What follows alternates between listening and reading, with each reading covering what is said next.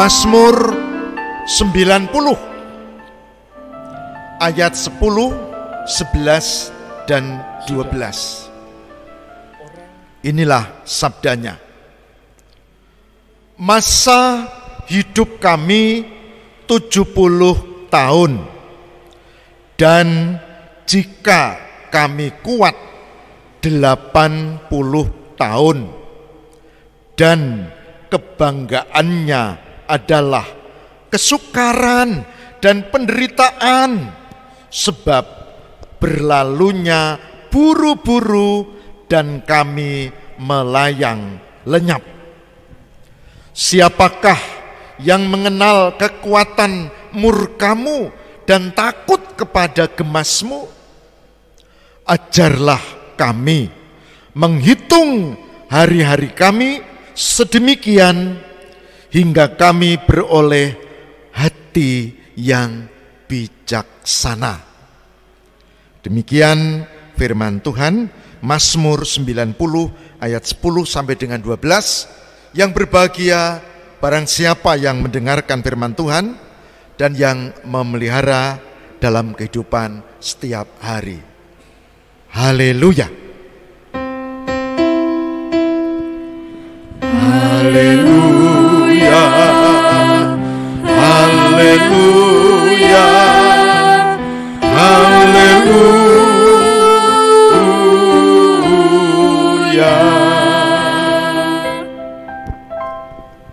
Saudaraku yang terkasih di dalam Tuhan, perenungan kita berjudul Menghitung Hari, Renungkan Diri di Penghujung Tahun.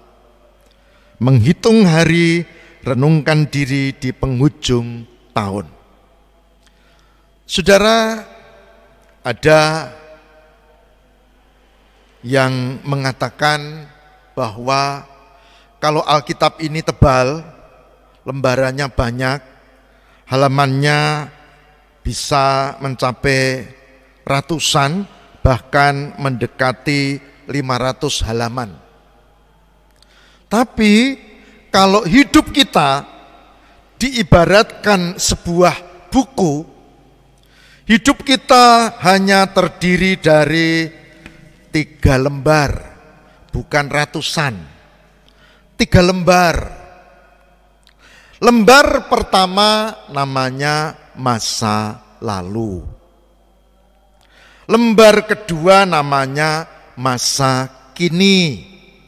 Dan lembar ketiga namanya masa depan. Tidak banyak. Masa lalu, masa kini, dan masa depan.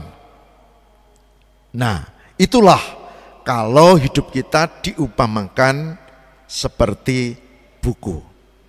Tidak peduli siapapun dia, semua orang pasti punya masa lalu. Masa lalu tidak selalu enak kepenak, manis. Masa lalu bisa pahit, bahkan bisa membuat orang trauma. Teman saya memutuskan untuk tidak menikah, bukan karena dia tidak laku, dia cakep, dia pandai, dan dia juga punya kedudukan secara ekonomi yang baik. Di gereja pun dia juga baik. Tapi dia punya pengalaman dengan orang tuanya, pahit, bahkan sangat pahit. Dan dia memutuskan untuk sendiri. Dia mengatakan, saya tetap akan menyediakan diri dipakai Tuhan. Saya punya cukup secara ekonomi, saya akan membantu banyak orang. Tapi saya tidak akan menikah. Dan saya menghargai keputusannya. Karena menikah atau tidak adalah pilihan. Masa lalu, saudara.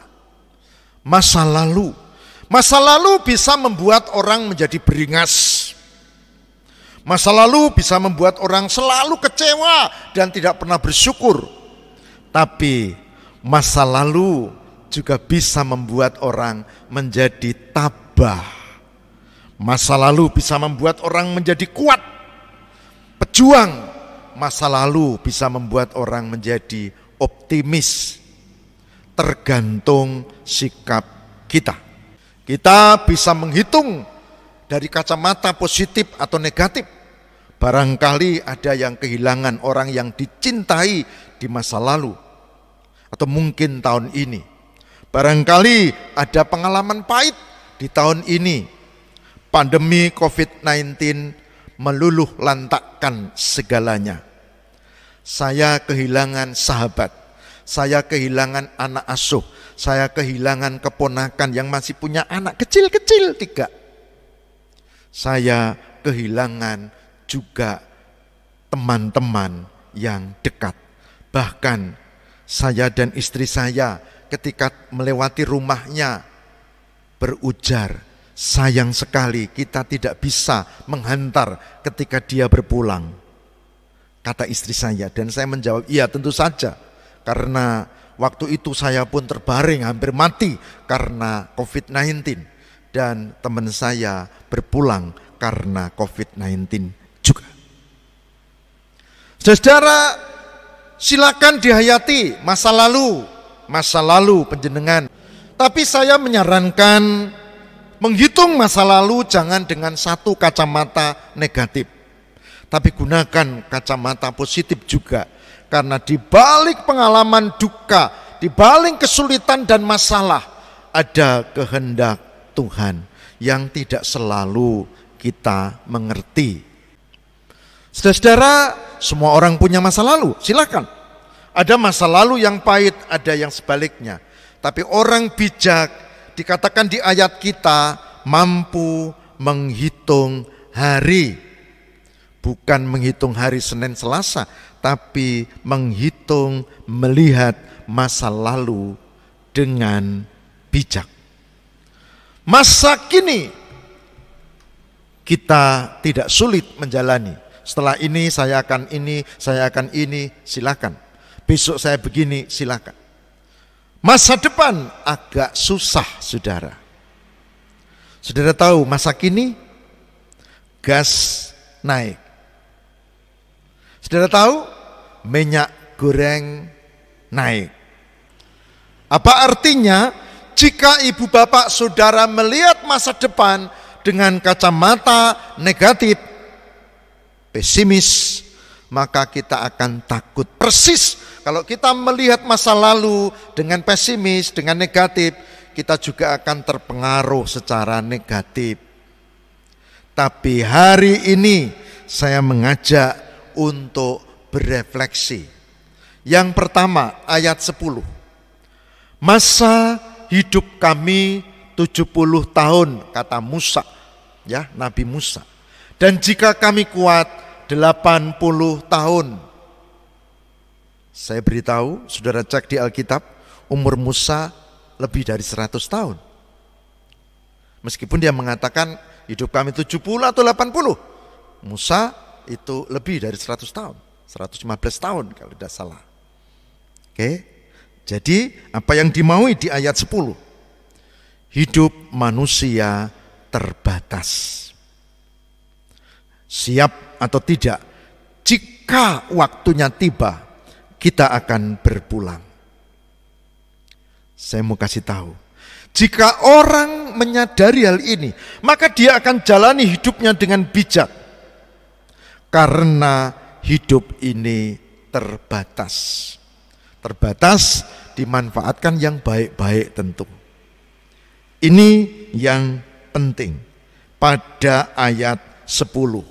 Tidak ada yang tidak terbatas.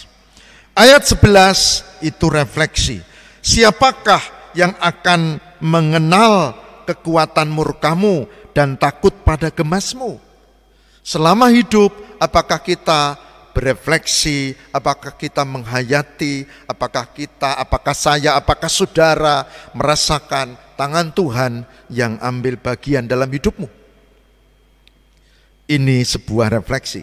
Poin kedua, jika iya, maka kita hendaknya menjadi orang yang bijak. Saya tadi hampir 4 jam rapat dengan teman-teman. Saya dari Jawa, yang lain dari Kalimantan, yang lain dari Sulawesi, yang lain dari NTT, yang lain dari Papua, dan daerah lain. ya kami rapat secara Zoom meeting.